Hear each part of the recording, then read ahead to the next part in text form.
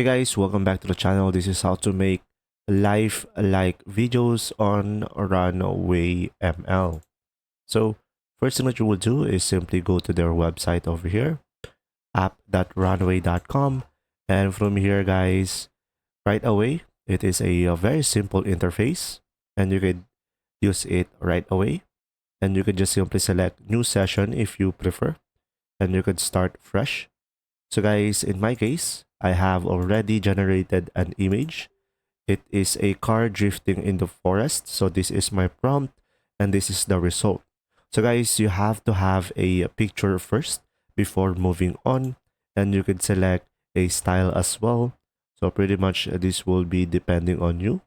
And now once you have created a picture, you would just simply go ahead and go to the video over here and you could drop an image. So guys, I will be drafting the image that we have. So I will upload this picture right here. And from here, describe our shot.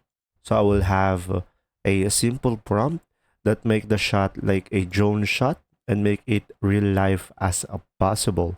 So guys, remember that the more specific the prompts are, the better the result. And you can just simply play around with it. And now from here, you could select the aspect ratio as well. So you will have here multiple options, and you could select the settings as well. So from here, you will have two options, which you could have fixed seed on and a runaway watermark. And after that, you could select the duration as well. And you could set the model as well. So if you go for Gen 4, most likely you need to upgrade for better result. And pretty much, you can just simply generate once you are done. Just simply wait for it to load up. Now guys, if we scroll down a little bit, as you can see, we have the video right here. So let's try to play it out.